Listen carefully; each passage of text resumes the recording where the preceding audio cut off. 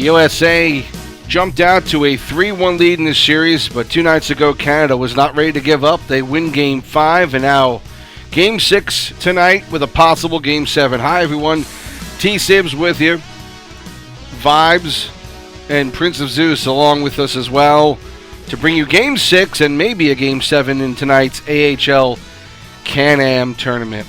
And one thing, if you look at the lineups of tonight's game, you're going to see a lot of guys who you might have seen named just yesterday in the draft. A lot of good players who are headed to the NHL, or at least were drafted there, and are some guys who did some nice things, good work in the AHL this past season, and are getting ready to now possibly have an NHL career. But they've got one more game coming up, at least in this tournament, guys. And as we looked at the starting lineups for tonight's game, you see a lot of familiar names that you've seen before, and some guys who have played together, and now we're going to play against each other. We talk about Double Bra and Crazy and Steelers fan Brink. All these guys have just come off a playoff stint and now are going to be in this game and have been in this tournament. And how does that work, Zeus, as far as like guys who know each other, who are going to wind up going against each other in a tournament like this? Do you think that's at all an advantage for a defender or the forward? Does it really make that much of a difference? I would say that knowing your opponent only makes it a closer game. So knowing that Double Bra and Brink, they know each other so well, it's just going to make it a low-scoring game because they both know what each one wants to do. Other than that, it's going to be interesting. Hopefully Canada can take us to a Game 7 to make it a good night. What about the level of talent we have here, Vibes? Again, a lot of good players, a lot of names that we've seen all season long, and are playing in this tournament. It's nice to see all this good talent in one place. Yeah, kind of the usual suspects, They represent their teams before, and now it's a little bit different. You up the ante, and you represent your country, so it's a fun tournament. Unfortunately, I haven't been able to catch the earlier game, so this is actually going to be my first game, so I'm excited. And should be some good play, some good competition. I'm looking over the names, and like you say, you got some heavy hitters out here tonight, so should be fun. In game number 1, it was a 3-1 Canada victory in that one. Low shooting on both teams, but it was McClub or M Club 326, who was again another name from the draft yesterday, with a pair of goals in that game, and 10 shots on goal total for Canada, 8 for USA. So I don't know if that's first game jitters or not, but again, not a lot going on there. Yeah, that's low. That's really low. In game 2, you've got USA taking that one 4-3. And, the stars in that one, HJHF 14 with the 2 goals and an assist. JMM on the other side had a pair of goals as well, but it was 0-0 in net for the USA. And the real Grimlacks on the other side, again, 2 more guys who are now teammates on Carolina, I believe, after last night's draft. In that game, Grimlacks having to take 16 shots on goal. But wound up letting in 4 and giving the USA the 4-3 win in Game 2. Game 3, again, another 4-3 victory for the USA. And again, low shooting in this one. Canada with 10 shots, the USA with 7. And a bit of it is a bit of a thing that we're seeing here, even in Game 4, shots 11-11 for each team.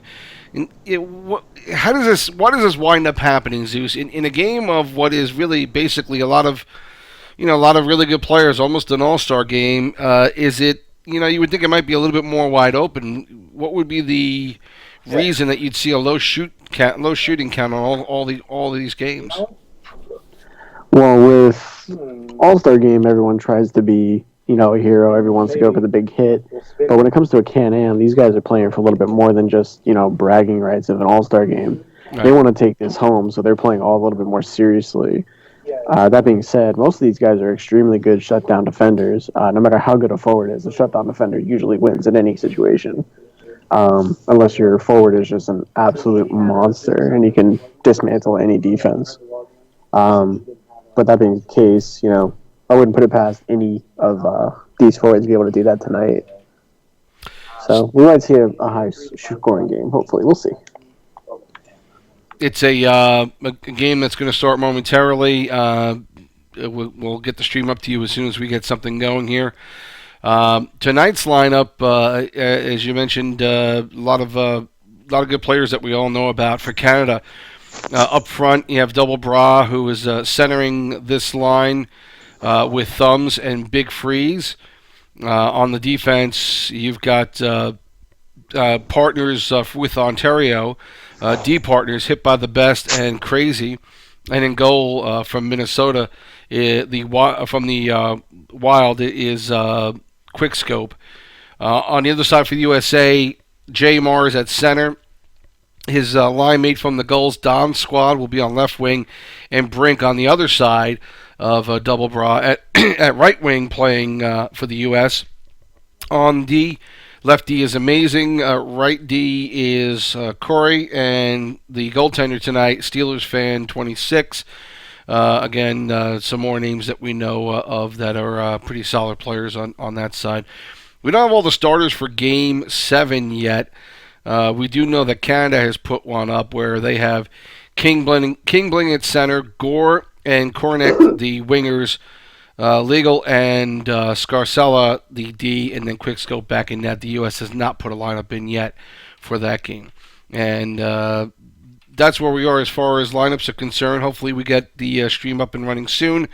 We've gotten a chance to watch a couple of the games, and again, you see just by the scores it is pretty close, but maybe there are names that are missing that people are wondering why maybe they're not there. But again, these are guys who took the time out to go ahead and try out and be there and make the team. So, but still, plenty of good talent on both sides for this one.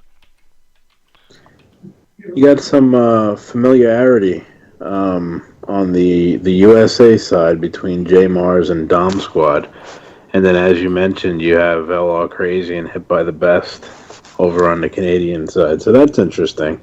Kind of a flip-flop there. You got two D partners and then two guys who have played offense together. So that could be fun. That could be something to keep an eye on. Well, and in a lot of these names that we've mentioned tonight, guys who wound up in the draft yesterday for the NHL, and whether or not they are ready to be there, I guess is everyone's question. When you see a draft like this, are they being drafted for the sake of being on the NHL team, or are they going to wind up down with the AHL team or not? One thing I did notice yesterday in the draft, and it's that you see a lot of talent there, and maybe this, kind of expected as these seasons go on the PSN side, we're seeing more and more really high-level talent getting drafted that I think is going to stick in the NHL, and a lot of these guys on this roster playing this game tonight who've been drafted, I think will wind up sticking because they are that talented. I think a few of the guys that we have on these lineups tonight will probably stick, but it's funny. I would say that maybe 70 to 80% of the guys drafted last night will end up back down in the AHL. I do see two guys here tonight specifically that are almost guaranteed a lock for the NHL. So. We're still waiting on a stream here. I know that the USA is waiting on some guys showing up, and so I see Corey is saying that they will get their stream up and going as soon as their D man shows up. So games never start in time here. That's why we start the broadcast around 9:30 because we know that history dictates in this league that things don't get started on time ever. So. Where are you guys getting the link from? Just so I know the stream. So it's Corey619. That's Korey 619. I got it. In case anybody else wants to watch and not hear us, they can do that. And if there is a Game 7, we will, of course, be here to bring that to you as we go along tonight. But we will get to Game 6 as soon as things get rolling here and bring you some... bring you the game, at least the video of it, and then we will talk along as the game goes along. That's how it works, right? With any other broadcast. And while we're waiting for it, just again, I don't know if you guys have had a chance to look at the draft at all. What happened? What took place last night with some of the guys who wound up on that draft. But again, a lot of solid talent going in the draft, and guys that we expected to see go, like Tryhard and King Bling. Obviously winding up going early in the draft. Plenty of defensemen, quite a few goaltenders going in this one. Like I mentioned, 00 wound up going, was I believe the first goaltender picked in the draft last night. And of course, Skills Pay Bills was the first pick. Followed by King Bling and Scarcella, who we'll see tonight as well. You guys have any thoughts about what you saw in the draft and who you thought might have made out well, or is this something you guys are still looking into? I definitely have a few thoughts. First and foremost, with all due respect, I think King Bling went a little bit higher than I would have assumed. I didn't think that he would go that high. And then a few guys make some really good picks, like, Gucci Man coming in at number 4. Depending on whether or not he actually commits to the league, that's a really solid pick. And he jumps ahead of, other names that we've definitely seen, like, Jade Eagle and Jay Mars, Dom Squad Poopin'. So that's a really solid pick coming in there at number 4. I like that a lot. I also like the Scarcella pick at number 3. He's a very solid defenseman, and that's definitely a good pick for them. I like a couple things that the Sharks did. The Sharks, as you guys were mentioned, you had a lot. They had a lot of picks, so they did a good job as far as drafting, and so did the Lightning. So, I mean, personally, I see a lot of these drafts. Some of these picks that I've seen, I question sanity. I'm not going to go into pointing out any of them in particular because, it's their judgment. I'll let them believe in their own decisions. So. Some of them a little weird, but I mean, the Sharks, they picked up Bartishi at 47. Well, they pick up Bartishi 47 at number 47. Yeah. So he drops below quite a few players that I feel personally, and I've played with him before.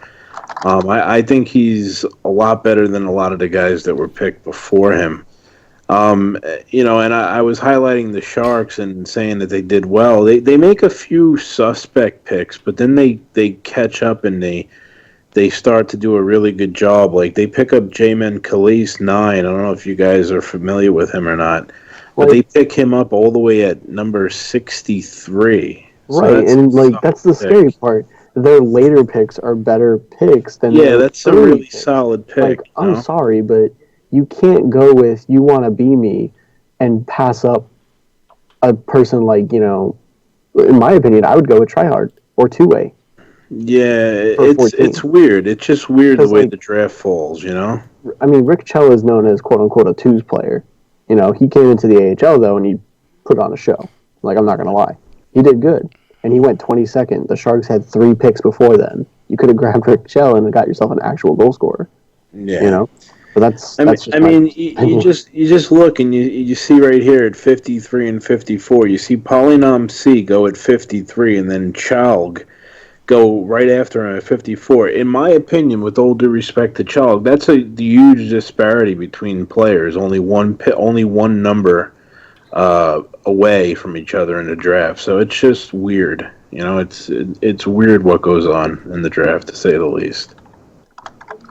I think I wonder if some of the scouting games that go on, if you wind up seeing somebody multiple times, that winds up affecting your your want for that player. You see this person on multiple games, you like them enough. Does that affect an owner who's picking for the team, who says, oh well, this guy's consistent, he seems pretty good, whatever. If you don't do enough scouting of other players, you may lean to one of these guys who shows up to these things day in and day out, and just because you feel like they're reliable, but you may not be getting the better player at that point. So I kind of wonder if that plays into some of these disparities in picks that we see in the draft. Yeah, it could be, it could be a combination of things. It could just be what they need, who they feel fits their system better.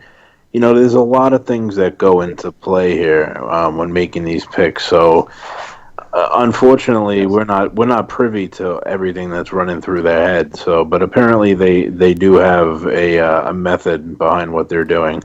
I'm surprised that 00 went so far down at 21. To me, 00, getting a goaltender of that caliber on a draft pick that's a good move. To me, I would want to spend a draft pick on a goaltender. I feel like that's a good place to get a goalie of that caliber as opposed to bidding. But that's just my personal opinion. Well, he does go from the Hurricanes farm team now to the Hurricanes themselves, so they know what they're getting for sure. Yeah. It's I definitely thought, you're never going to see a perfect draft, and I definitely thought that there were situations in this draft where you look at some of these players and you say, I don't know if I would have waited so long to take somebody like 00 at that point. And I agree with you want to be me. I don't necessarily. I was kind of surprised that he went that high up, especially like you said with Tryhard there, Reichel.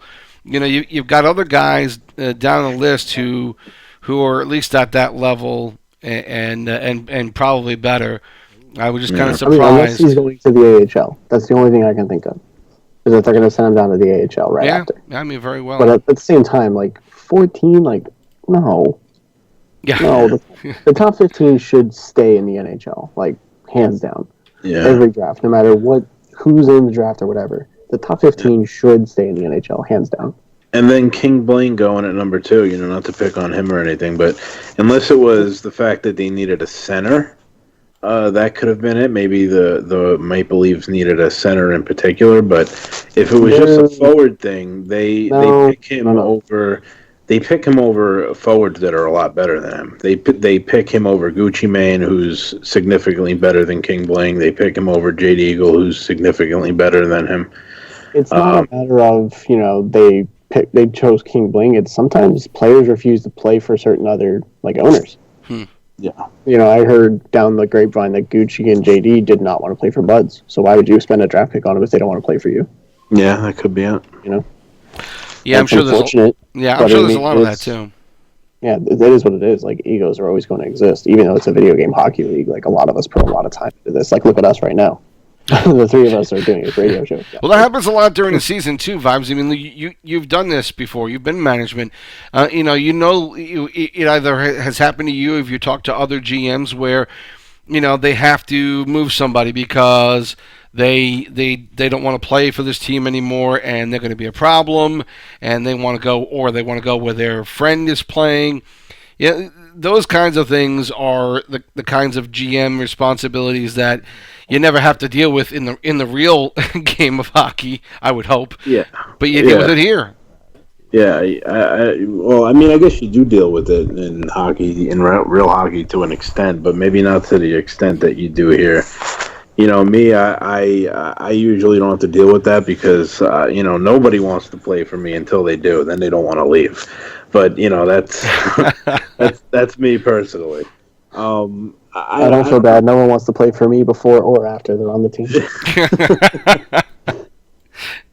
Well, they're in the locker room. They're trying to do a matchup now. They're going through club match, but it looks like they're having a problem connecting up with the other team. So this is going to take a little bit longer to get going here. Is his Twitch called the other guy's Twitch? Is that the right one?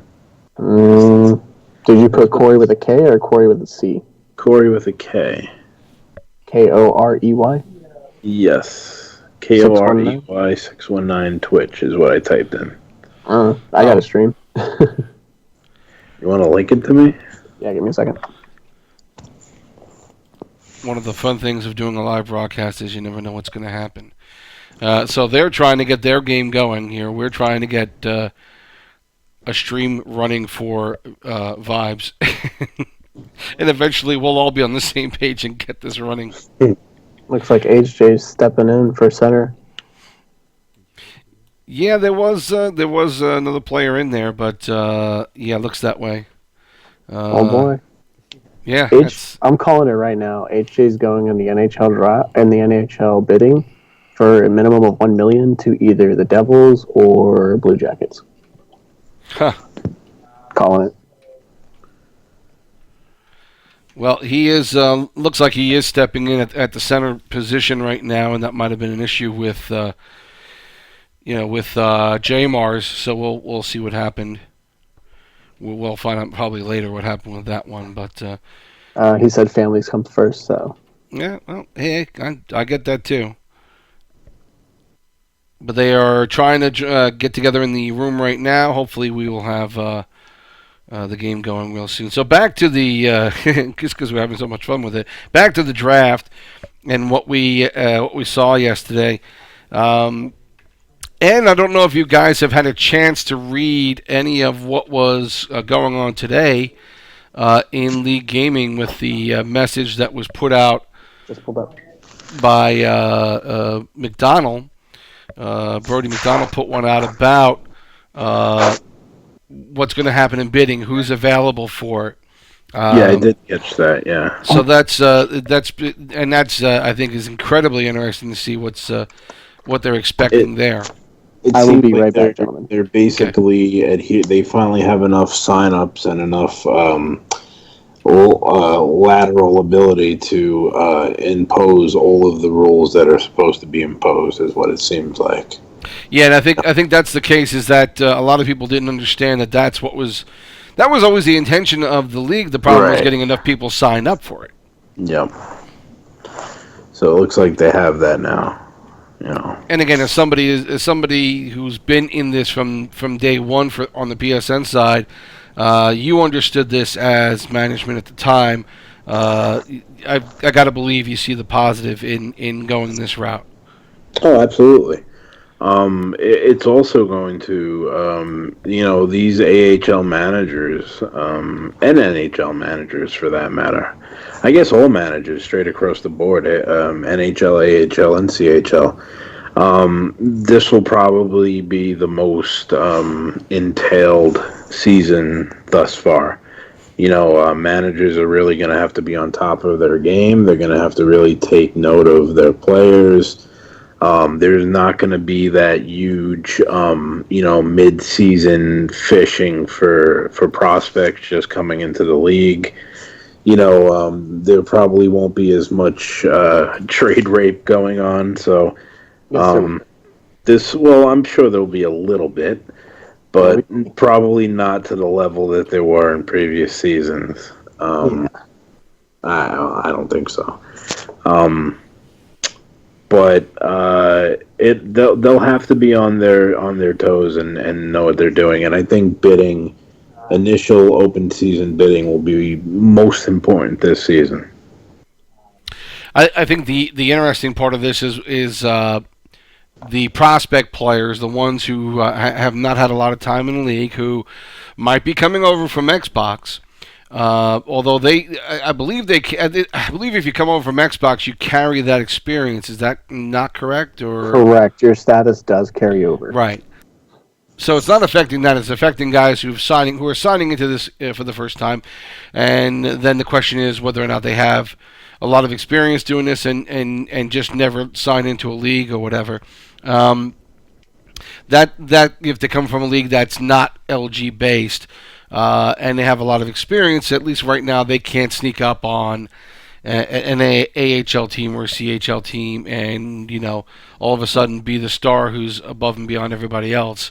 This means that they have to work their way up through the system a little bit, at least get a season worth of good action before they can move up and have a chance to play in the AHL or the NHL. It says all prospect players, less than 10 AHL, less than 15 CHL games played, will not be eligible for NHL or AHL bidding. And I think the only problem I have with this coming out today is that I gotta believe it sort of affects what everyone's going to do, and to find that out just 2 days before NHL bidding is going to start. I'm wondering if there are GMs out there and owners for the NHL teams that are saying, okay, well now what are we going to do? Do we have to look at our list again and figure out what our strategy is now? Mm-hmm. I confirm. I just think that's going to be a problem in the long run. That if these kinds of changes come up, they have to come up a little bit sooner so that teams have a chance to adjust to it all. Yeah, I think we'll be okay though. We know, those of us that have been around since season 1, we know who the amateurs are. We know who the veterans are. We recognize names from back in the day. Even if you were like before VG or before LG and you were VG, you remember people. So hopefully we'll get some consistency in the league finally. We won't have like completely stacked teams anymore, which would be nice. And I gotta believe playing in other leagues, some of the other leagues that are obviously not LG based, that familiarity of players carries over. Just because you haven't played with them in LG or they may not have been in LG before, they're known to a lot of these players because they've played with them elsewhere and have played drops with them as well, or club. Yeah. Yeah, there's a lot of players that overlap. There's a lot of players that play in all 3 leagues. And then, like you say, sometimes there's guys who, weren't signed up for LG. They were only VG, but suddenly come over here for a season or whatever. So, just being involved in the PSN community is a good thing, and it lets you know who these players are. Well, they're still struggling to get this game together. Hopefully, it'll get off real soon. But they're back in the Challenge Club room again. The USA team is, and they're looking to get things going here. So hopefully, we will have a game for you soon. Again, USA up 3-2 in this series, and have taken the last 3 games of this one. So, actually. 3, they hit 3 in a row and took a 3-1 lead before Canada made it 3-2. So I apologize for that. But the couple of games that I have seen, they've been close, well played, overtime games as well in this one. So both teams have put together good lineups that match well with each other, and getting fairly good goaltending. Although again, the opportunities haven't been there as much as you would see in a typical game, but. They are playing for playing for your country, playing for some pride here. I think that takes that maybe puts a little more pressure on you when you know that you're representing your country. I think that probably does in real life hockey as well, and I think these guys want to win badly just because of that. Yeah, it's not just a logo and a team anymore. Now you're representing your whole country. So, granted, it is video game hockey, but still, nonetheless, you are representing your country. So, and I gotta ask, what is taking so long, guys? Is it an EA thing, or is it a brain power thing, or what the hell's going on over there? It's taking quite a while. I don't know, but I'm getting hungry. I'm trying to see. I'm trying to see if maybe somebody will say something. Well, they're trying to match up again right now. So if the Canadian team shows up, we will cut right to the room and give you a chance to look at that. So Fucking far, Canadians. That's what the problem is. Let's you go. you want to start a How war about already? I voted for Trump, so apparently I don't have a problem with starting wars. Trying to see if there was any mention about what's going on. Hey, they're in. Holy cow! Here Look we at this. go. And Look so at that. the Canadian team has gotten in. We will shoot you over there in a second. Meanwhile, TSibs, Vibes, and Zeus here bringing you the action for this game, for game number 6. And as you see, we're about ready to get this game going. Looks like Labrat has gotten in there as well in this game. He might have been in there for Dom Squad. We'll have to take a look here. Oh, I'm sorry. He might have been in there for Thumbs. Mm-hmm. So, that's another change in this one that we weren't expecting. I don't care. We're playing. That's all I care about. And so now, as you see, the game is about ready to start. HJ on the face-off against Double Bra, and we are underway here in game number 6 of the CANAM AHL style. Canadians in there are defending at the top of the screen. The USA is the red team in this one, and as the USA tries to come back into the zone again for play. Now it is Brink trying to find someone. Pass back up top is broken up, and now the Canadian team starts out. Shot on Steelers fan is a save, and he'll hold. First shot on net against the American team, the first shot on net in this game. Face-off finally controlled, and the U.S. gets it. Mishap in front of the net, but quickly now taken by Corey and up by Dom Squad. Dom looking to maneuver in, loses the puck. And now the Canadian team coming back the other way. Pass meant for Labrat, but he is not able to connect. USA back the other way. Now Canada. Good block on a shot by the Canadian team. Corey gets it out, and now Dom Squad up the left side. Trying to get by, hit by the best. Does, comes in front of the net. Good shot. And another shot and another save. 2 in a row by Quickscope. Dom Squad had the top corner and he missed it.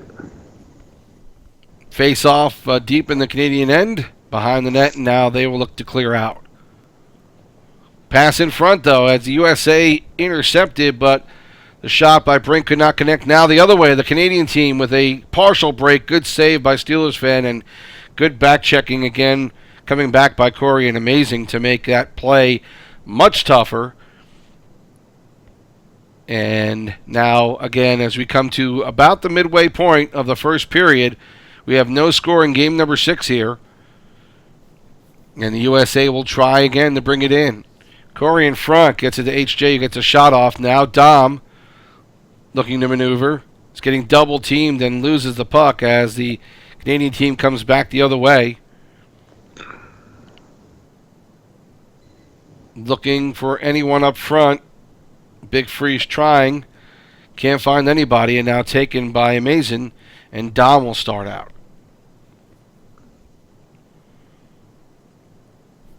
Brink wraps it around, gets Dom behind the net. He tries to get off a pass, but cannot. It's broken up, but can continue to play the puck was Brink, and the USA not able to get something there. Now Brink intercepts a pass, but again, loses the puck, and Canada comes back the other way. Amazing behind the zone net. We are hitting the 5-minute mark in the first period. No score. Oh, good pass by Brink to Amazing, but that one could not get on net. Shot blocked Corey gets a floater on net, but it's taken away by the Canadian team, and they start back the other way. Pass in front. The puck is loose, and looked like Big Freeze may have gotten that one, but no, they're going to give credit to that. And that may be Double Bra who gets credit for it. I feel like Team USA has controlled most of the play in this first period, but somehow, some way, Team Canada ends up on the board 1-0. Double Bra with the goal, and Canada, as you say, up 1-0 in this game as we're getting close to the 2-minute mark in the first period. Now the U.S. back the other way. Dom squad tries to get a shot off. Brink picks up a loose puck, but that one is pushed aside by Scope, and now Canada comes back the other way. Freeze tries to get a pass over, broken up, now picks it back up again. Shot in front, quick shot, but good save by Steelers fan, and he'll hold on. 46 left to go in the first period.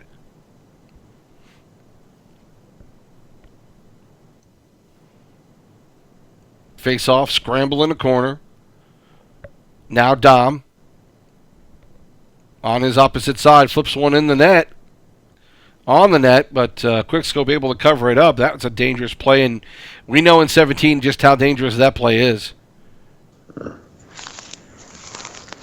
4 seconds left to go. U.S. needs a quick shot on this one. They're not going to get it, and the period is over. So Canada, trying to stay alive here, gets a goal by Double Bra in the first period and takes a 1-0 lead as we're about ready to head into the second.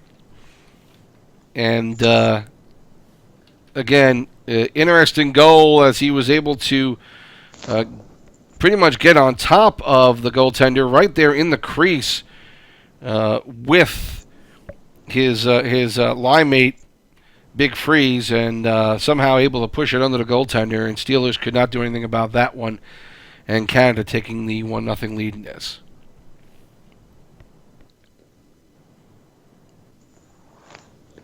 Yeah, I think I'm supposed to be impartial on a broadcast, but I am a proud American, so I'm kind of pulling for the boys a little bit in this one. I felt like Team USA controlled the play for the most part in that first period, but yet are down 1-0. They just got to execute. If they can't do that, then it doesn't matter how well they play. We start the second period. Yep. We start the second period here, and USA trying to get something going. HJ looking for someone to pass it, gets it to Dom, gets a shot off, but partially blocked. Oh. Now another shot from the left side by Dom, but that one looked like it was a bit of a blocker save by Quick. Yeah, Scope just got a piece of it. And now losing the puck in front, but Canada can't capitalize. Now a shot from the point from hit by the best is saved by Steelers with good traffic in front of him, but was able to make a stop there. Now the USA coming the other way. Good defense, good teaming up on the play, getting it away from HJ, and now they come back the other way. Flips one on net for Steelers fan, makes the save. And now the USA coming back, 3-on-2 if they hurry. Dom pulls it up, and then they look to regroup, set this on. Good pass in front, but unfortunately Brink was not in position for that one, and so it comes back the other way. Good quick shot on net, good save by Steelers. A lot of traffic in front of him, and the puck gets cleared out. Steelers definitely has had a lot of play in front of him. A lot of people in front of him, but he's been able to sort out the puck. Now a pass in front, out to the point, shot partially blocked, and I think off the post. And the U.S. trying to work out of their zone now. Oh, penalty coming up. Looks like Dom Squad got tripped up on the play, and it will be a power play for the American team. Dom gets the puck off the face-off. Good pass in front to Brink, but a beautiful, beautiful save by Quickscope. And that one just kept them off the board. HJ wins the face-off. Corey's trying to get the puck to someone, wraps it around the board, Dom Squad tries to pick it up, but Big Freeze is there to dump it out of the zone. Now Canada has an opportunity to do something with the puck, but they're still killing the penalty. 50 seconds left to go on this one. Freeze trying to play with the puck, loses it, and now Brink trying to get something going, but cannot, as they had numbers but couldn't get something happening. And Canada now just about ready to kill this penalty completely. Dom Squad comes up the left side as we are now at even strength. Puck flipped on net. Good play by Amazing just to get it on net. And now another penalty is going to come up against the American team. And Canada will get their first power play of the game. USA wins it. Corey flipped it out. Dom had a chance. Now he gets it back. Tries to maneuver with it and gets leveled. And so Canada will come back the other way. Up to the point to Crazy. His shot is blocked. Freeze around the back. Gets it in front. Double Bra cannot find anybody, and now it comes back the other way. Dom Squad starting out with it. Looking to maybe get HJ in front, but can't find him. Tries to wrap it around. Puck is still loose on the side of the net. Still bouncing around, and then finally it's controlled out by Best and knocked all the way down the ice. No icing on this, so the U.S. has to play it. They lose the puck, and Freeze tries to get something going in front. Cannot. Flips it over and cross the crease, and now the U.S. again trying to get it out, loses the puck. Pass in front is broken up, and so now we're back in the neutral zone. Reaching 5 minutes left to go in the second period with the Canadian team up 1-0. And USA trying to get something going offensively. Dom Squad again. He's been consistent in bringing this puck up on the left side. He gets it onside. Trying to find something in somebody, but the Canadian team doing a great job covering everyone. Now, good quick pass. And a nice pass by Big Freeze in front, but he is not able to find Double Bra for the tip in, and now USA back the other way. Entire Canadian team meets Dom Squad at the blue line and knocks him down. USA comes in with the puck, can't do anything with it. Still trying to keep it in. Now it's going to come back the other way for Canada. Dom. Cross to Brink. 30 seconds left to go in period number 2. Shot from the point is blocked. Good play on the defense there, but Brink gets it. Now to Dom, and that shot just goes wide, maybe partially blocked. And as the period runs out, another good opportunity for the U.S. Not able to connect, and so Canada still remains a 1-0 leader in this game. Game number 6 after 2 periods.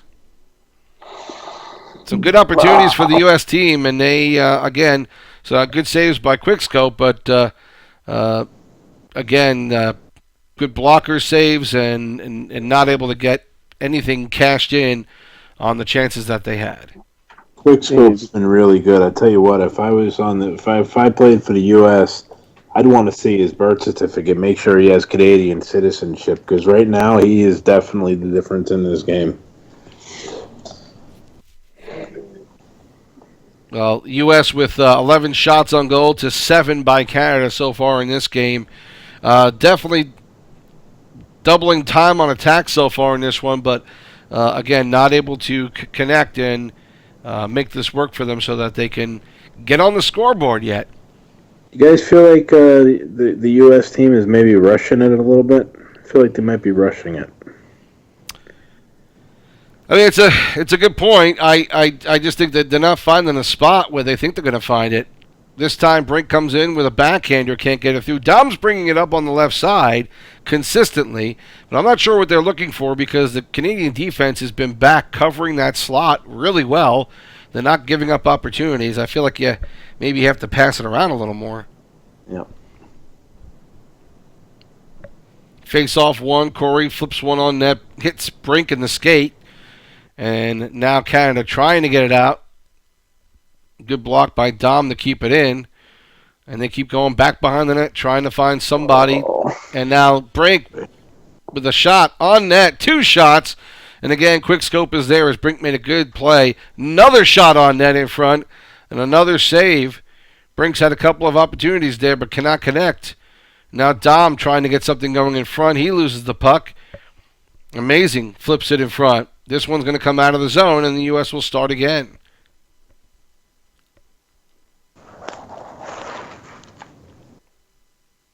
HJ trying to find Dom but cannot.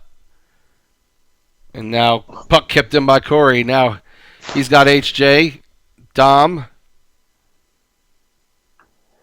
You feel like if Dom would have shot off that pass, it would have been in the back of the net. Another shot by Dom. He might have passed up on that one. Now Canada starts back the other way. Big Freeze trying to move in with it. HJ trying to get Brink out quickly. He does. He's got a 2-on-1, but he moved to the left side. Kind of negated Dom on that one. Now Corey, a quick shot in. Rebound by HJ, not able to connect with that one. And now Canada comes back the other way. LeBrat trying to find Big Freeze in front. Can't connect. Now the U.S. trying to come out. And they're passing a little quicker now. Dom flips it into the corner. And Canada come back out. 10 minutes left to go in the third period. Still 1-0 Canada. And HJ looking to, again, break out Brink, but cannot do that. So now back the other way. LeBrat with a shot. Good save by Steelers fan. Dom trying to play it out. Gets it across to Brink. Brink can't get it going, and now back the other way comes Canada.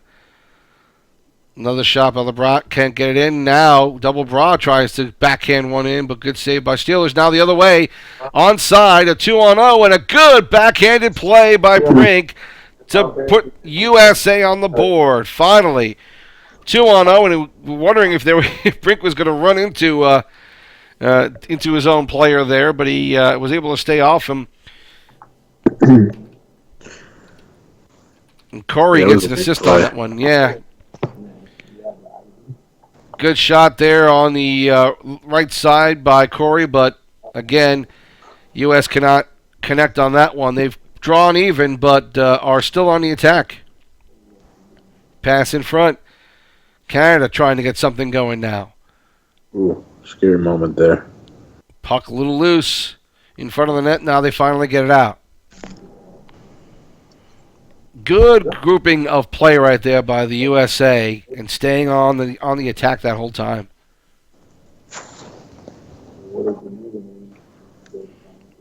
Now the USA trying to get the puck out of their own zone. Big Freeze looking for something in the corner. Broken up there, and now the U.S. trying to start out again. Pass a little long for Dom, and it'll be icing on the U.S. But again, they seem like they may have found something where they have decided that they're going to try and make some long passes out. And he get just missed Dom on that one. If he would have connected with Dom Squad's in all alone. They're definitely trying. I mean, they're looking to make those stretch passes now. I'm guessing they may have seen something going on that they felt like they can exploit. Yeah, that middle breakout is wide open. Now, after a quick timeout, we are back live with the action here. 3 minutes left to go in the third. Canada trying to get something going. A good point-blank shot by Big Freeze, but Steelers was there. Now Canada still attacking. Point shot, and a tip in front. A good shot there by Crazy from the left point. And that one is tipped in. Been playing, that could be enough. And that was Big Freeze with the goal. And with 2:08 left to go, Canada now with that lead and hoping to push this to a Game 7. USA needs something quick. Pass out to Dom. They're stopping him on the board pretty regularly now. Now HJ gets it. Good check on him. That'll be a delayed penalty, though. And the U.S. will get a power play at least to the end of this period. Good face-off win, but an even better poke check on that play by LeBrat. And now USA coming the other way. Good quick shot. Goes wide of the net. 40 seconds left to go in the third period. Dom coming up the left side. Now tries to jam one in on his own, but good play by Quickscope just to hold his ground. Now Brink. Corey. Oh. Quick shot in. Puck just slides wide. 20 seconds left to go, and Canada has a chance to ice it because there is a penalty that they are killing, and now coming back the other way.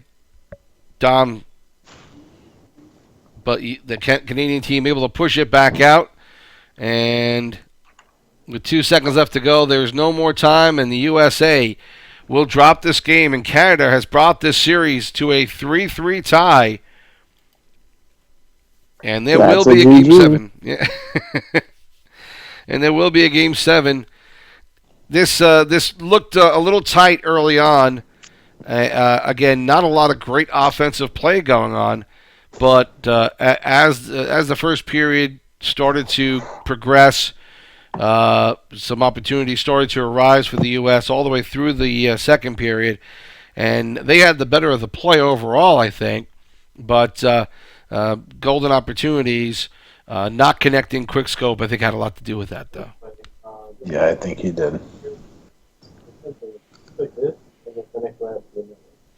Well, it was double Bra with a goal and an assist in this one, as well as Big Freeze, 1 goal, 1 assist in this game. And another close game. Total shots, 18 for the U.S. team, and a total of 9 for Canada. So a lot of opportunities for the U.S. Could not capitalize. Had Canada on the ropes maybe once they were able to tie this one up. Kept on pushing it, but were not able to get that second goal and put themselves ahead. It's funny, the U.S., they outplayed them in pretty much every statistical category, but at the end of the day, the only stat that matters is the score, right? So... Can confirm. It's the only one that matters, Well, again, we're going to have Game 7 for you. I'm assuming because this one took place so late that we're going to get this one going soon, I would think. And we'll get you a stream on that as soon as we can. But again, got a little bit high flying as the game went on in this one. But the way Canada played defense, some of what we saw even in the AHL playoffs and in the finals, where they're attacking the puck handler. They were able to control the play, and the only time that they were out of control with the play was if a bounce went the wrong way for them. They were keeping Dom Squad against the boards. He wasn't getting a lot of good opportunities right out front, and it seemed like that's the way Canada was going to play defense. Just keep everybody to the outside, which is something that most of us, I think, try and do. But they were doing it pretty successfully tonight against USA. Yeah, they played a solid game defensively. That they did. But Quickscope had a lot to do with it. So his positioning was pretty solid, and not a lot of movement for Quickscope in the net. He pretty much held his ground, and I think we're finding with this release of 17 that tends to be the case. You don't need to do an awful lot. You just need to challenge the shooter, and if you're trying to do a lot of big sliding around in the crease, you're going to be in trouble. He just held his ground mostly. Yeah. We're looking to try and get somebody on between games, but I think that's going to be a little bit of an impossibility with the fact that they're going to wind up getting this going right away. So as soon as we can, we'll get you a stream for this one. And so again, we're 3-3 in this series. Game number 7 coming up, and we've got Vibes and Zeus again. As we wait for that game, let's go back to something I know you guys would probably love to talk about again, which would be the draft. We've got bidding coming up for the NHL starting Sunday night. The pool of players that are out there is enormous, and a lot of guys. We had well over 900 guys who had some action in the AHL last season. So there's plenty of talent out there, but I mean, as an NHL GM or as any kind of GM, but really NHL more so. What are you looking for as far as talent and bidding is concerned? Do you try and do you go for that one guy who might cost you a lot of money, or are you just looking to fill spots at this point with your rosters? I'm looking for pieces to a puzzle. Guys that are willing to buy into a style of play, or they just mesh really well with one another. I already got, I think it's 5 or 6 guys on my roster, and I'm just looking for the remaining pieces. But for the most part, the core is there. I got me, I got Maddens, I got picked up Squall in the before the draft. Was able to re-sign him, and I was able to re-sign Slow Mobius and Lunchbox. So I got me a good set of guys right now. We just got to get the rest. I think it's like 10 more people, I think, and then we're done. But the system comes first. Can they buy into it? Yes. If they do, then how good are they? That's really the ultimate question afterwards. What's their potential? I'm not running a team in LG this season. Right. But I was joking around with a few of my friends over from VJ who also run a team, and I was telling them that I basically I grade everyone on something called the vibe score, and that's basically how I rate my players. I have a formula all out, and whoever scores the highest on the vibes meter are the guys that I go after. Depending on how well they'll mesh with the other guys that I'm looking at.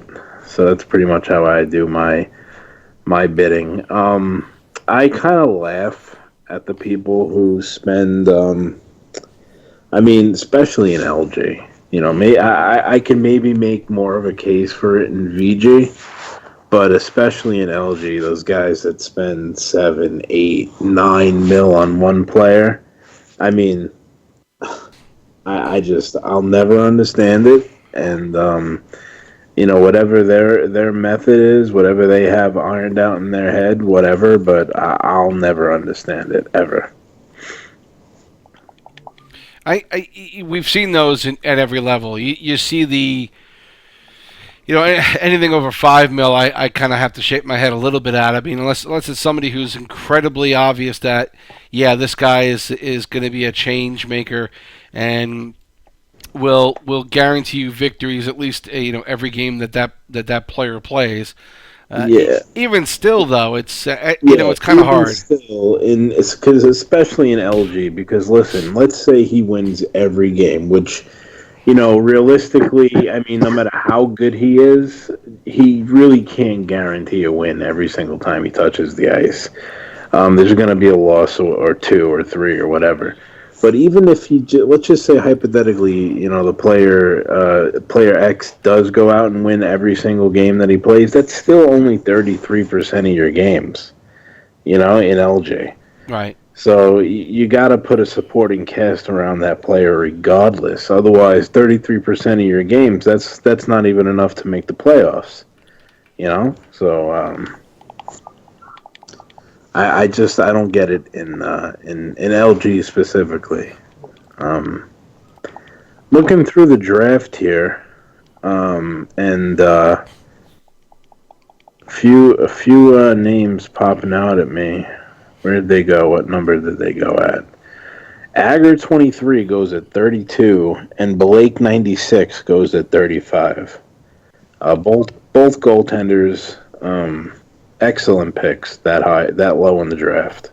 Excellent picks.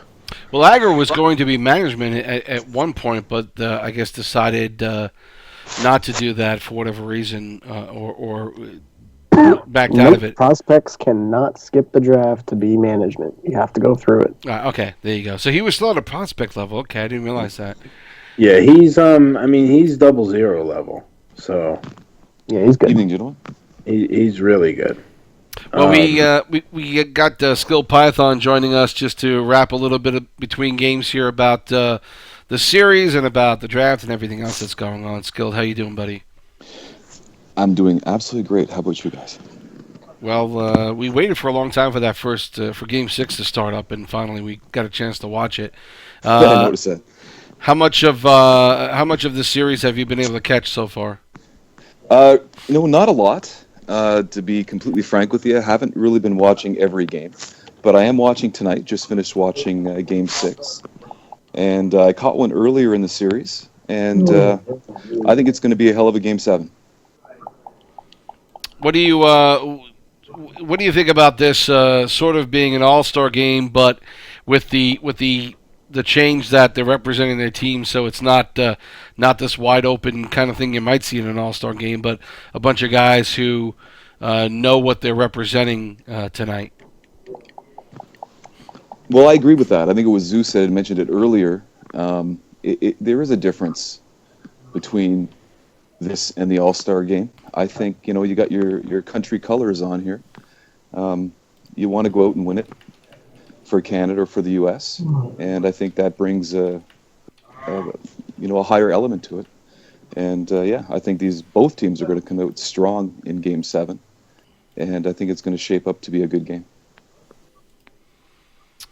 So, talk to me. We're going to get back on the discussion right now until the game gets going again. We're talking about the draft and how some of these guys went yesterday.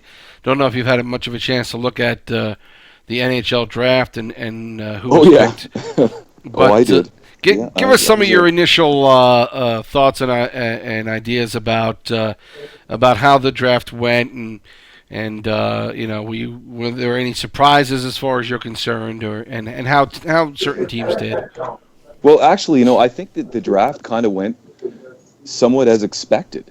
I mean, we saw King go high, and I think there was a little bit of discussion about that prior to the draft even occurring. Mm-hmm. And with Toronto with those 2 picks up high, I wasn't shocked to actually see him go there.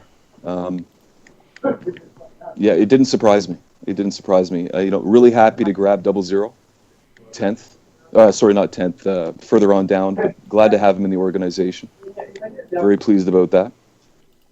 Well, and you guys actually took a couple of goaltenders who were pretty high up, and so I think you guys are set throughout the organization with goaltending, probably. Yeah. Well, I don't know. I mean, it's we can debate this until you're blue in the face, but I agree with you need strong goaltending, strong defense. That's the foundation of a team, and that's clearly what's happening here. Yeah, you got 00 and the real Grimlacks, who are both, both had some great, some great numbers last season. Played incredibly well, and 0 mm-hmm. very well. Yes, I do. I think there are probably more goaltending opportunities this year. I think there are plenty of good guys out there who are playing 17 fairly well, and there might be some guys who in the past have been really solid players but are struggling with this release. I think if you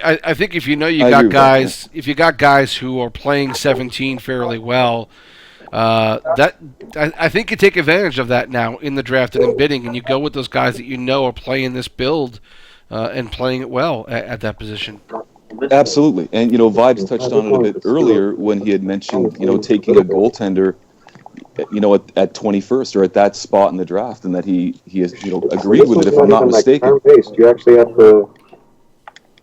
I got a little crosstalk there. Sorry about that. Yeah, sorry. Yeah, my bad. I wasn't sure. So and I know there's this idea that maybe goaltenders should be going lower, and you don't pay them a certain amount and all this other stuff, and I personally just. I said I would have taken him higher. Yeah, oh yeah, there you go. You said you would take him higher, and I don't disagree with that. The opportunity was there. You take the opportunity. I don't have a problem, taking a player like 0 at that position, at that spot in the draft whatsoever. It's a really good pick that low in the draft for a goalie as good as him. I mean, Absolutely. the draft I was is surprised to see him there. where I Sorry to would cut have you off. liked to add a goaltender because you Mhm. get him for a pretty good cap hit. That's a good place to get a goalie on that level. It's a $2 million cap hit at that level. No, So that goes into the discussion about what do you pay a goaltender? A lot of guys feel anything over $1 million is too much. 500 grand, this and that. You could debate this till you're blue in the face. I don't necessarily agree with all of it. I think if you've got the right guy in the right position and he's playing it well and he's the right fit, he's worth the money. Goaltending is a huge part of the game. It's a fundamental. So I mean, yeah, that's my take on it anyway. I mean, it is what it is. Yeah, you're not wrong. It's a good strategy to have going into any team building process, really. Absolutely. Well, for me, I mean, in this game, it's like, so I feel like with goaltenders, there's a really quick cliff. All right, it's like you hit a certain cliff. There's those goalies who are worth spending, and then really quick we hit a certain category, a threshold where the goalie is only as good as his defense. So there's only a very select few number of goalies who are above that threshold to where Absolutely. yes, I will spend 2 million on them or something like that. And then once you get below that, yeah, I can't, it's hard to say spend more than minimum on a goalie because a goalie at that point is only as good as his defense. It just so Absolutely. happens that there were 3 goalies in this draft who I do think exceed that threshold, who are very good goaltenders, and Zero is one of them. Yeah, absolutely. I agree with that. There is a bit of a drop off there, and once you hit that point, you do have to take into consideration what you're going to spend on cap there. And but in this particular situation, very comfortable with that position. Yeah, I would have even have taken him higher, honestly. Some guys, I mean, in the draft, there was a few guys that may have went lower. You guys were talking about it earlier. A few names went lower than expected. A few went higher than expected. I think every season we see this to some extent. A little bit of that. Yeah. I'm not going to say, I shouldn't say nonsensical, but you see a little bit of that happening, and Yeah. it's all subjective, right? I mean, everyone's has an opinion on a player. Yeah, My opinion and people your do opinion is going to be different. So it's Yeah. I think that's reflective in the draft. It's like, for example, like you said that you expected King Bling to go that high. And again, I don't want to knock King Bling because he's a far better player than I am. So it's a little weird for me to knock him, but I certainly would not have taken him at number 2. To me, I think that I don't think he ever really does much in the NHL. I think he struggles greatly in the NHL. To me, he'll always be an upper end AHL player, but he'll never really amount to much in the NHL. I'm not going to. I don't really disagree with you on that vibes. My comment was basically just I just wasn't surprised based on the talk that was happening prior to the draft, and specifically being Toronto and Buds being the one picking at those 2 spots. I mean, not to get too much into that, but that's it is what it is, and Right. It didn't shock me. It didn't shock me, but well, I guess we'll have to see, as the season starts up and these players get a chance to show what they have in the NHL, and I guess we'll find out soon enough who sticks. Yep. Who can get the job done. And the talent that's left over at this point for the NHL draft, I want to talk a little bit about what the AHL GMs are thinking at this point. How much of it is good to do as far as working with the NHL club to maybe get somebody bid on late in the draft that you would bid higher on? That whole strategy of trying to get the NHL to get somebody for you at a cheaper price than what you would pay for that guy in the AHL. Is that something that you guys think is a smart strategy to do? Is it is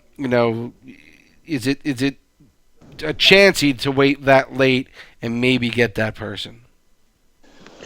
Well, I think it's really team dependent.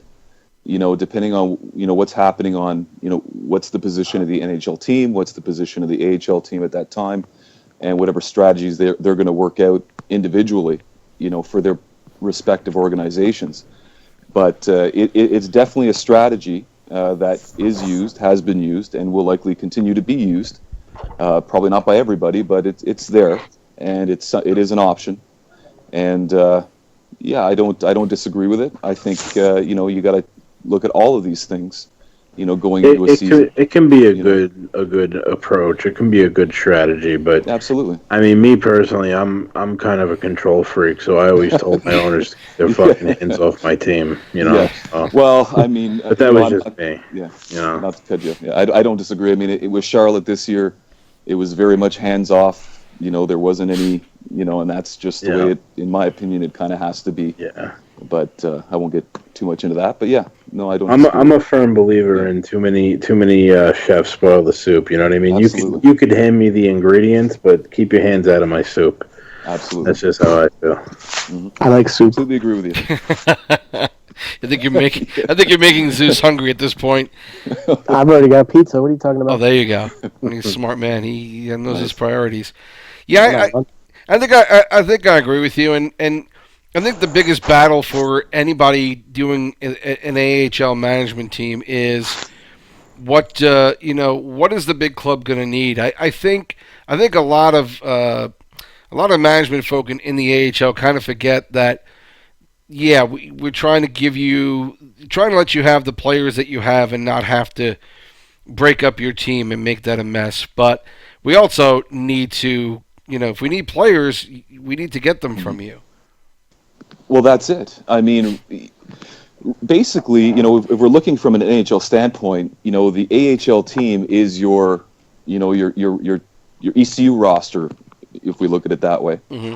And so, it's important to have, the right players down there. I mean, a successful AHL team, will help that NHL team. That's the way I look at it anyway. And so it's ideal to have both teams going strong. You don't necessarily want to. I don't want to say too much on this because I'm not really on that side of things at this time. But my theory is, you want your AHL team to be successful and doing well, and you don't want to go in there and mess it up. You want these guys to be able to do what they're going to do, and if they need help, you're there to do that and help in any way possible. But essentially, you want them to be able to run their thing. I mean, if things are going really bad and it's not happening, well, then okay, you can step in. I can agree with that. I would for say, the most part, I would say 70% of NHL owners don't feel that way, though. I would say about 70% of NHL owners view the AHL as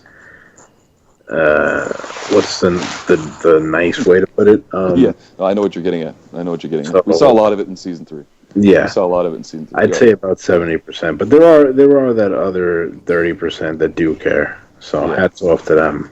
Yeah. Well, being somebody obviously, from season 3 in the AHL, coming from there, that's probably why I look at it that way. I guess, I have. I give a shit about it. Excuse my language. But yeah. But anyway, yeah. Language. What is that? What's that? Well, we're working on trying to get this game up as there are some issues with getting the room going again. Going through Club Challenge, and I guess we're going to do that again come Season 4.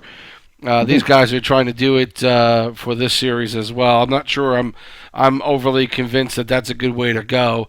I guess we had some issues late. About 2/3 of the way through the season, there were issues even with just doing the drop-in room. But overall, I kind of felt like that worked well. How do you guys feel about going back to doing this through Club? I hate the Club bullshit. You can't stand it. It's annoying. I know it's all stats driven. I mean, again, because this is all because we're going to be able to, we got a hold of their API and we're going to be able to do stats a lot easier. But I'm not sure I'm crazy about the Club thing as well. It's just annoying to have to, like, leave a club and join a club and leave and join, and I don't know. To me, it's just more trouble than it's worth. It'd be nice if we could, if the option was there, leave it up to the individual teams to decide, are we going to do a club this game? Are we going to go and do it the way we've been doing it? If those two options remained on the table, I don't think that would be a bad idea. Yeah, remains to be seen if that'll be the case. Yeah, I think actually that's the right way to go, because look, here's the benefit of doing the club. You don't have to do anything for stats. It'll all be in. But if you want to use drop in, if you want to use those rooms, that's fine. But you're going to have to take these pictures and get the stats in there. I think the league's probably they're trying to get away from the least amount of errors for stats that they can get to, and I get that. Mm-hmm. But I don't know. We still have too many people who are negative on the clubs at this point, and I don't know if it's a good idea. Who's streaming for this game coming up? Jay Tryhard is streaming for the USA club, but looks like they're having problems trying to get anything going. I haven't seen anything up yet. So that's going to be a bit of an issue for these guys. But I'll get you a link to this as soon as I got it. Huh? In case you don't have it. But yeah, they're trying very hard to get this going, but they're having all sorts of issues. What I can say, anybody who's dealt with the OCR, it's not perfect. No. It's definitely not perfect. Even with this, this new strategy that we're going in, will it be perfect? I guess it remains to be seen. I've apparently heard there has been a couple of problems with it where it's not grabbing a couple of the stats. I guess once it's applied and everyone's using it, we'll see which option really works best. LG's spoiled. Try running a team in VG. You got to do that shit all by hand. Wouldn't even go there, man. You got to do it all by hand. The site itself is. Well, I don't want to say anything. Yeah, no, the site's good. VG site's really good. It's actually the only out of the three leagues. It's the only site that's an actual website. Like, these are all just forums with plugins. Right, I hear you. Yeah. I don't have much experience with VG, so I can't really speak to it. So. Yeah, no, it's improved too as far as performance is concerned too now. Well, it looks like they were having some problems with I'm a Doer 3 getting into this, and so I think what they've done now is go to Ryan was here 78 in place on left D, so they're going to go with him now, and they're going to try and get this game going in the team matchup, and hopefully in a minute or so we'll be able to bring you this game live. And it looks like the Canadian team is there, so we're hopefully going to get this going now, and we're going to ask Skill to stick around and take a look at this game with us. Yeah. And that's going to help line up over on the Canadian side. Appreciate it. Yeah, we got still got King Bling, Cornick, Gore, Scarcella, Legal, and Quickscope. So that's the same lineup that they had put in before. The U.S. had not put a lineup in even up to about 15 minutes ago, and I know in the shout box the Canadian team was saying, hey, you should be taking a penalty to start this one because you didn't have your lineup in. So we'll see if that actually happens. Interesting, yeah. And you could even pencil out King Bling. The rest of the lineup is what's intimidating. Well, Cornect is he's very good at stick handling. He does like his wraparounds, and he will take advantage of any short side or anything you give him. That's easy for him. So this game about to get underway now, and the puck about to drop, and we start game number 7, the final game of this CANAM, as the Canadian team will control and try and get something moving. They are moving from top to bottom. They are in the white jerseys. The USA team is in the black and red at the bottom of your screen. And so now Cornick jumps it in. Coming back for it. Defense, amazing, trying to get it out, but that shot comes out in front. Good save by What's-A-Matter. And now back the other way, Jay Mars flips it down the ice. This one's going to be icing.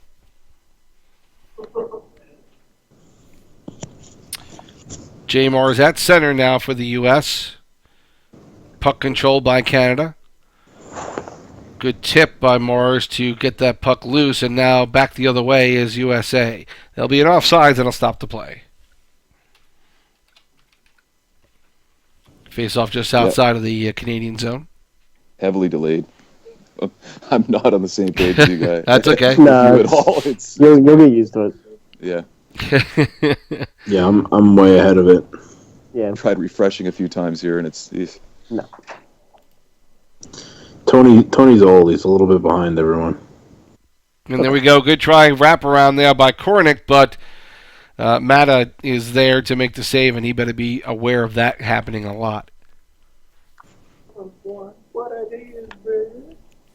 Ryan trying to control now off the face-off. Oh, yeah. You ain't finished Canada yet, now will controls. And again, another wraparound attempt.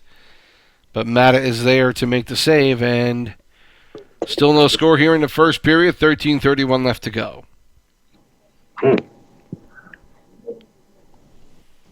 USA controls.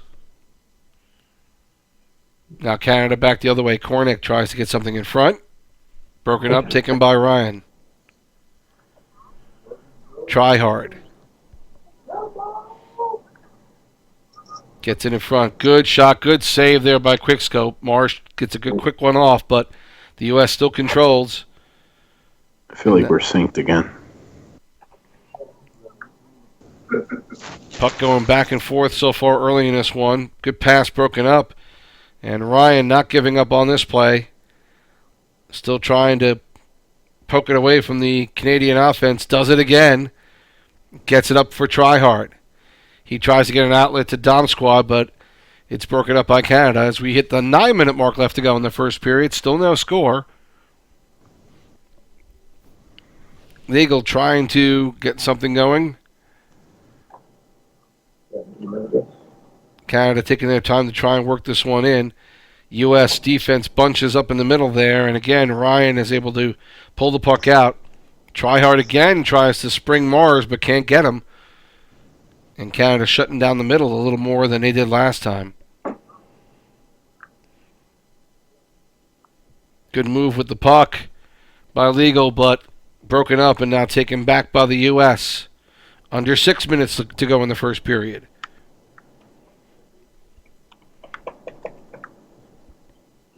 Canada back the other way. Kornick gets blocked off by that one. Now puck picked up by Canada. And another good check by Ryan. Breaks up the play, but they still keep it in. And there's Dom Squad back to intercept. And again, puck in the neutral zone. Now brought in by Gore. Trying to find somebody up front. He's by himself. There's nobody in front of the net. Now pass in front by Kornick. And a good save, good leg save by Mata. Good positioning on that one. U.S. flips it in. It's going to be an icing. 2:04 left to go in the first. No score. Game 7.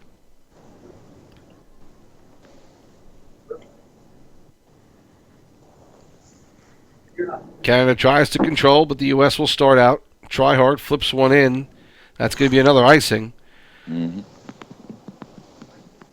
Might be feeling a little bit of pressure here that it's Game 7. I love Game 7s. They're so much fun.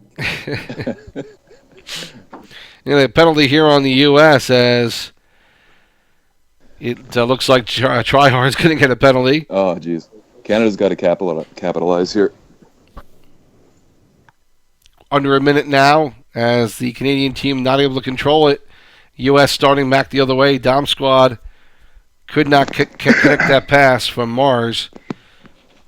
And now Canada comes back the other way. Pass up top to Legal.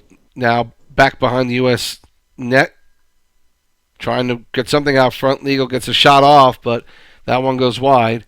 And the time runs out in the first period. And we have no score after one. A lot of apprehensive play, gentlemen. It looked like a lot of icings, a lot losing the puck pretty easily. Nobody wants to make a big mistake. Mm-hmm. Well, what I can say is Tryhard has a couple of Game 7 experience from the playoffs. Yes, he does. So he should feel fairly comfortable in this situation, however. Team USA is going to have to try out the other side of the ice. It seems like they keep trying to come down that left side, and Scarcella's been there every single time. They're going to have to try and throw another look at them. Yeah, they were trying to spring up the middle there again. They got that. They had some more opportunities that way in Game 6, but it does not look like it's being given the opportunity of that happening here.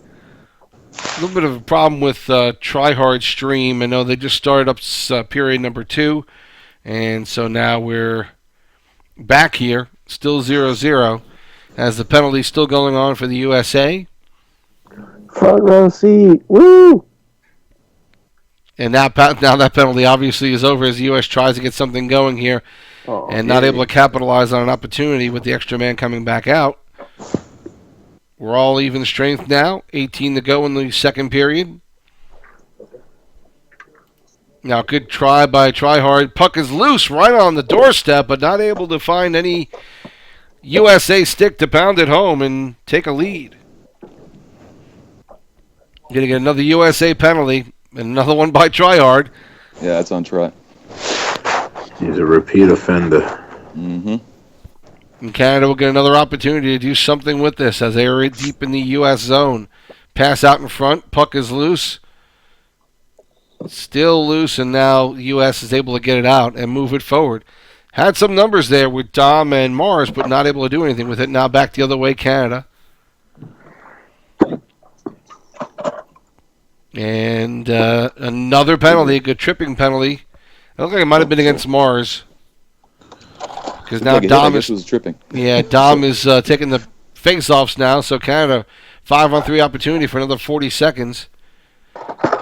Good pass in front, shot goes wide, and we'll have another stoppage in play and another face-off outside the zone this time. Yeah, Canada's got to slow this down and make something happen here on the power play. They've got the time. They've got the space. 10 seconds left on the 5-on-3. Close. In close on the net. Some opportunities there, but not able to connect. They still control the puck. Pass out front, but that one goes out of the zone now. 30 seconds left to go in the penalty to Mars. And Canada trying to get another grasp. One more last chance here. Oh, some moves. Teams are at even strength now as a shot from the point is blocked. Good block there by Ryan. Puck out in front. Pass is broken up. Controlled and a good save on a shot going to the left of the goaltender Mata, but he's able to make the save and hold on. And USA weathers the 5-on-3 in double penalties. Tryhard gets it up to Dom. Dom, he's got Mars in the back of the net. Mars able to deflect another pass, but USA not able to get anything going there. Now a good break for Canada as they come in and a score, a good quick movement from Kornecht as he's able to get around the corner and beat amazing for that one. And so Canada takes the early 1-0 lead. Kornecht with the goal. Yeah, that's a big goal at this point in the game. And so now the U.S. with 10 minutes left to go in the second period. This game is half over, and Canada again takes the early lead in this one as they did in Game 6. Dom able to move the puck, not able to get a shot on goal now. Still trying to control in the corner of the net. Dom battling hard, gets it out to the point. Dom still battling. Dom is everywhere right here. Canada comes back the other way now, able to withstand that one. And a good pass, cross crease, and a goal by Canada has put them up now 2-0 in this one. Gore with that goal. Nice pass, nice shot. And that time, Gore left alone, ready for the one-timer, as U.S. now really has to get something going. Able to stay onside now. Dom has it. Flips one in the crease and almost snuck that one by Quick Scope, but Scope was there to cover it up.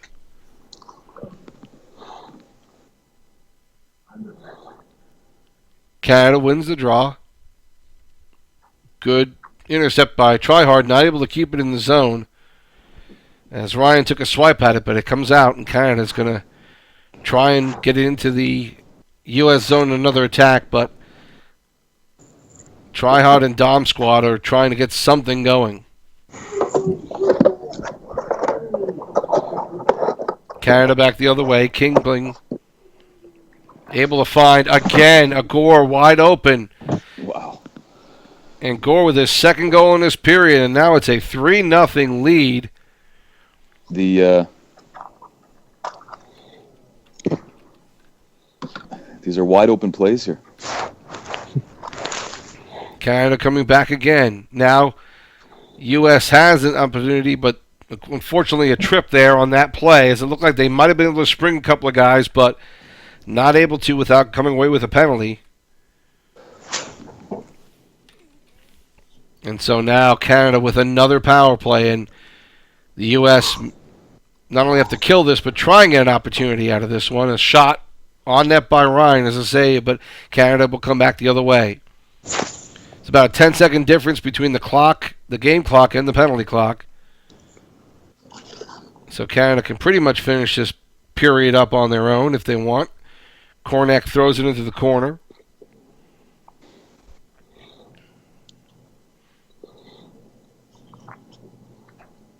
Canada just controlling it. 30 seconds to go in the second period.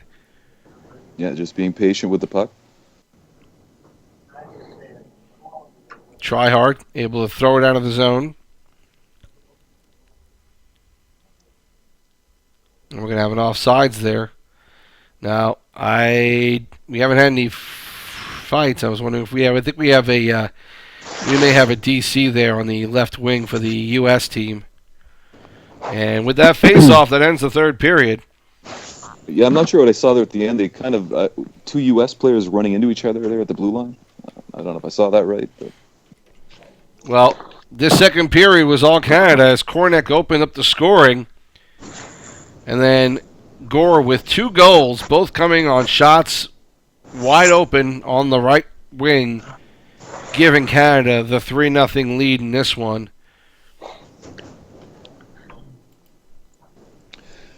Yeah, the U.S. has to dig deep here and have a big third period. I mean, that's pretty much all there is to it. They've got to lay it all on the ice and figure out a way to get through this Canadian team right now.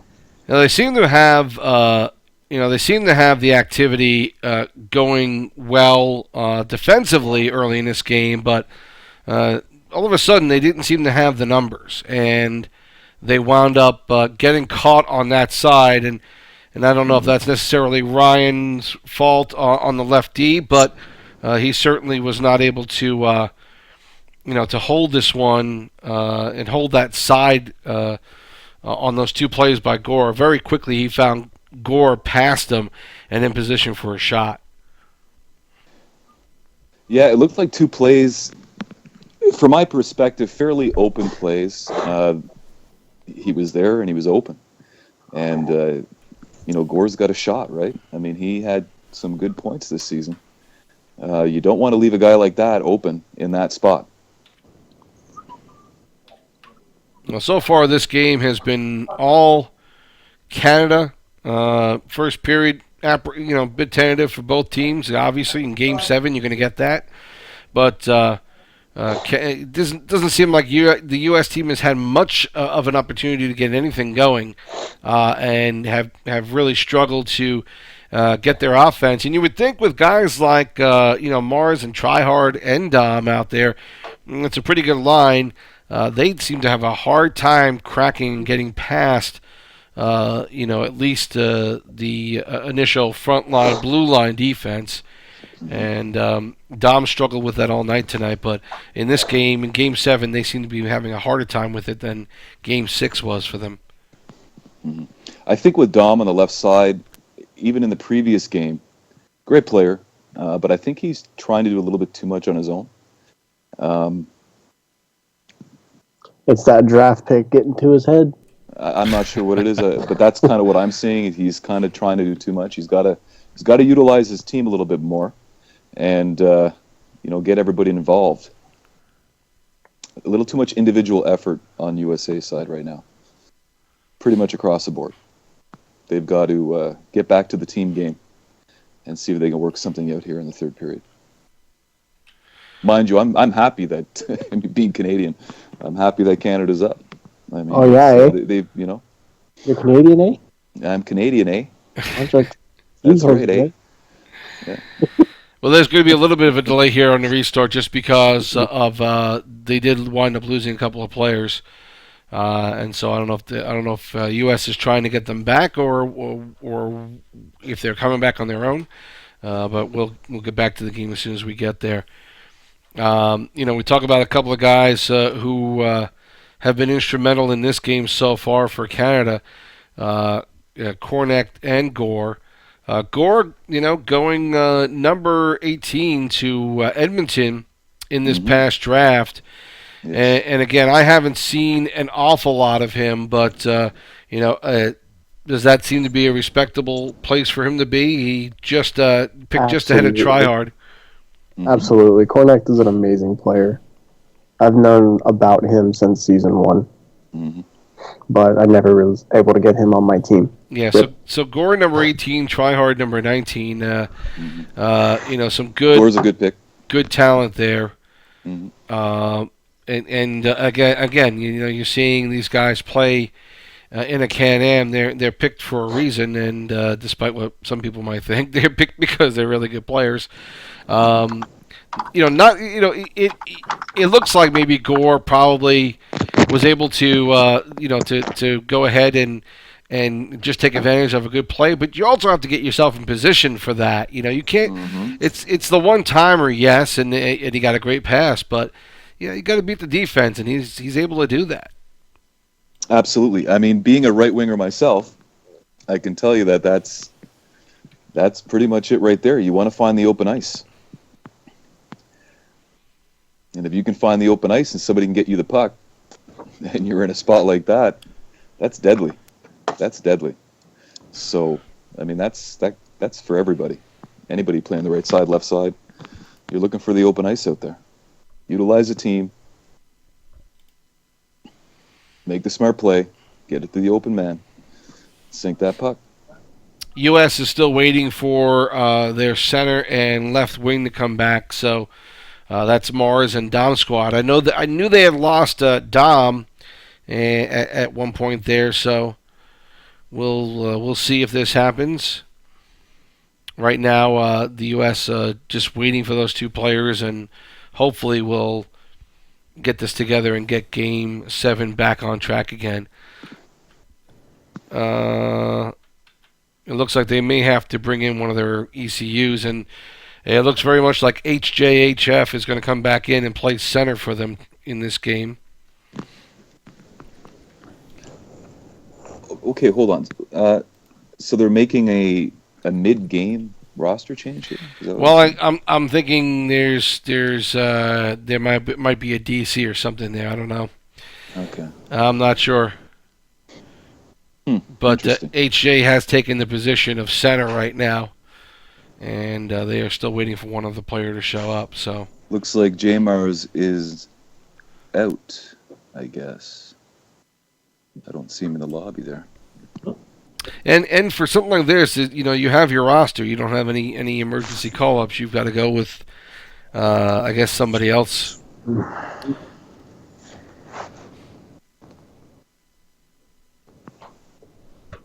There's two-way. Yeah, so we see two-way hockey now on left wing. Okay. Interesting. So those are the subs now. We've got two-way hockey on left wing now, replacing Dom Squad and J Mars. out at center with HJ now coming in and playing this one. Well, this is definitely going to set up for an interesting third period. Now, I don't know enough about the rules to say I understand if this is perfectly fine or not. I can't say I looked at the rules for this particular tournament. I don't know. I do know that if a player can't reconnect, that you have to replace them. Don't know, but it is a little odd with 2 new players. Yeah, it is. I suspect strategy here, and I won't say why. I'm, Well, I'm not exactly sure what I suspect, to be honest with you. But it could be. I mean, you got to shake it up. You got to shake it up. Maybe that's what we're seeing here. It's just a little strange. And J Mars he's in the shout box, so I don't know. Yeah, it is curious. It's obviously not a connection issue. Well, it looks like we're going to get this one going with those 2 replacements as they are starting up now for the third period, and so we'll get back to the action here. As we now have 2 replacements for the U.S. team. We'll see where that takes them. Yeah, let's see if it makes a difference. Mid-game line change. Okay. Yeah. Canada quickly, though, comes right back down the ice, and Kingbling able to put a backhander in as he beats the defenseman Ryan on the left side. Goalie came off the post there. Yeah, and that's tough. I mean, I'm not. Yeah, it is what it is. He is getting beaten on the glove side, but that one is it's considering they've been rattled already and down 3-0. There's no excuse. Obviously, the goaltender needs to stay there, but not the start they were hoping for to the third period. Great on Canada to come out and attack them right away. I mean, that's what you have to do, and they're doing just that. So Kingbling from Gore at 55 into the period. So it is third period now and a 4-0 lead for Canada. And HJ will try and get something going, whips it around the boards. And Ryan trying to get back. He's, again, almost beaten. Good quick toss on the net, but the U.S. will start out with it. Try hard. Now tries to maneuver in the zone. Stayed on side. HJ flips one on net. Quick scope is there hugging the post. Now come back out. A pass for Tryhard. And a good save by Scope. U.S. getting some of their best action in front. HJ shot was blocked. Two-way gets one on net. And that one's going to be held by Quick Scope. Was this 3-0? Is that what the score is? Oh, we're 4-0 now with this goal in the third period. And good pass and good block off there by Gore. He'll come back the other way. Now up top for Kingbling. He's having trouble controlling it. Gets a pass in front. Oh, nice save. Good kick save, and then able to get the glove on it to push it out of the crease by Mata. And now U.S. starting back the other way. That was close. U.S. will get a power play now as Canada gets called for a 2-minute penalty. And the U.S. needs something quickly.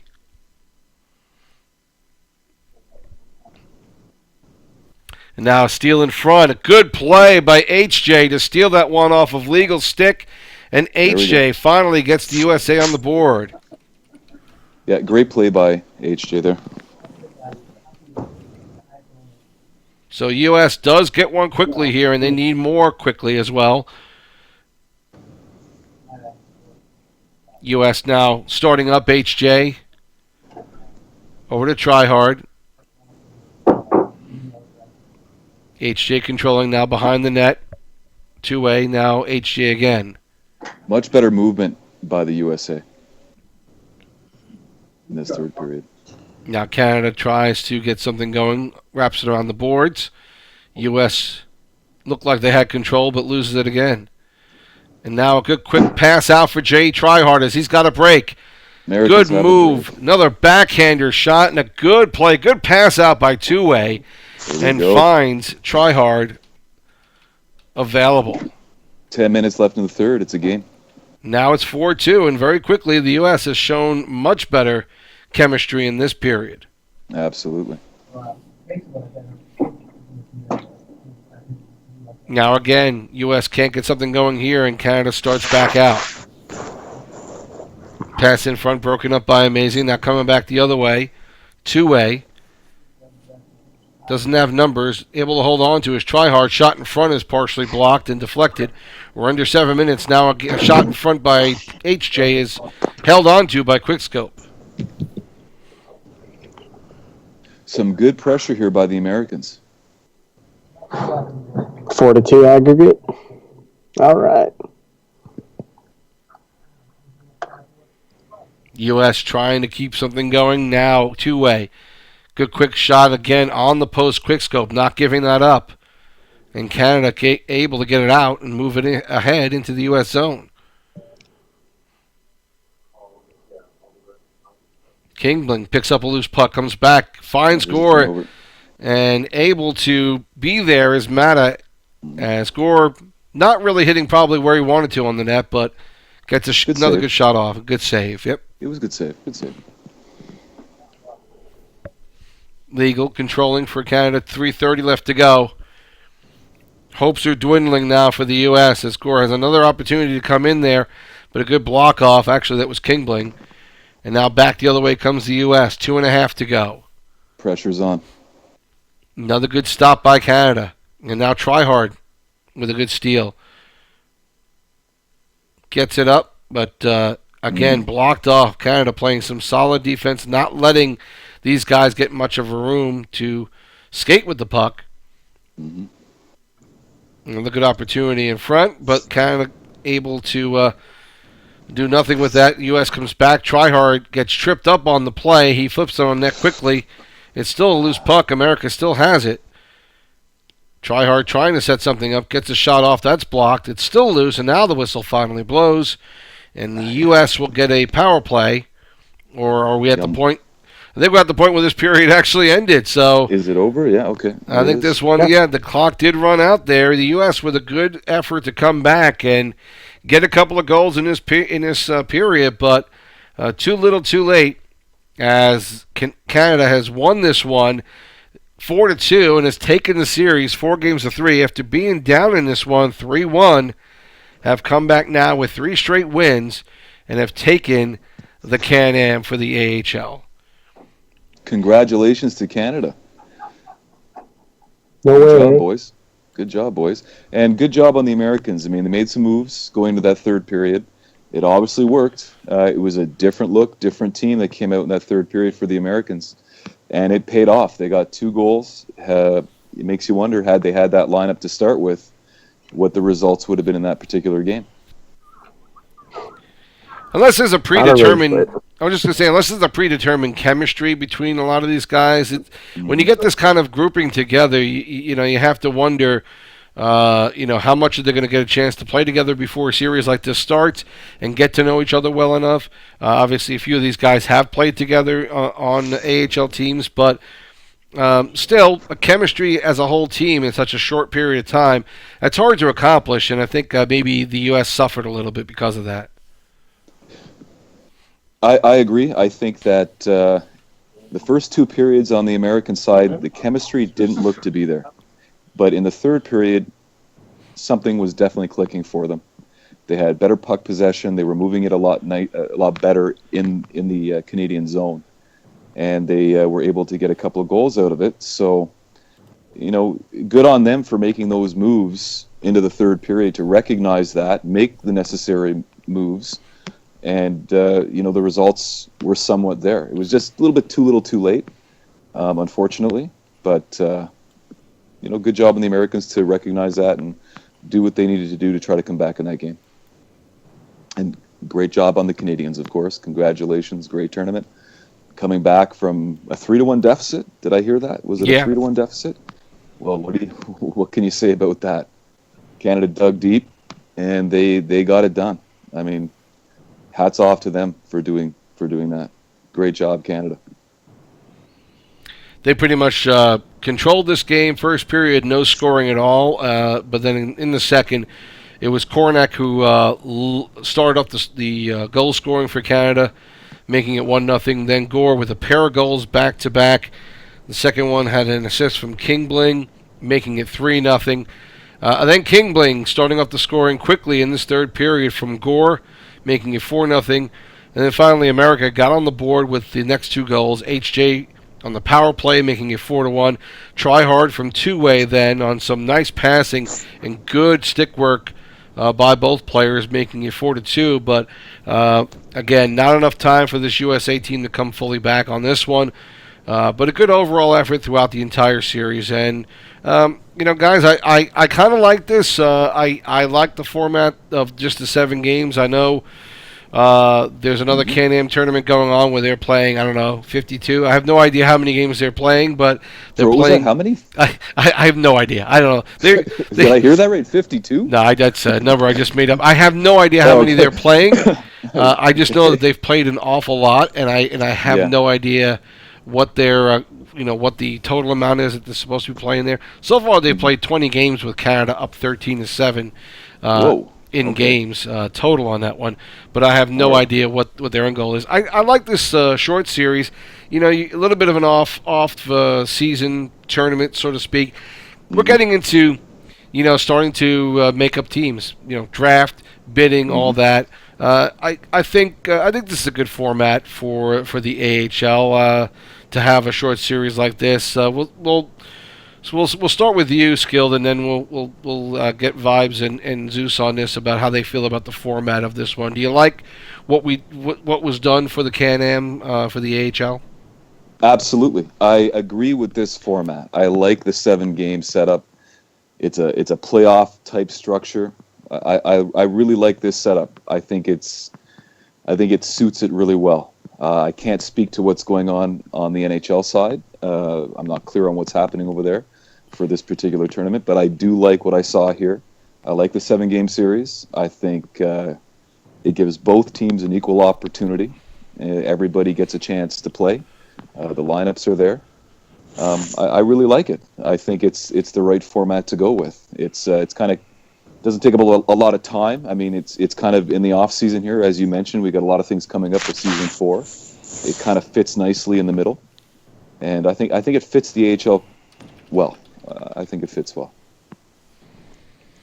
Vibes, how do you feel about this format? Yeah, it's cool.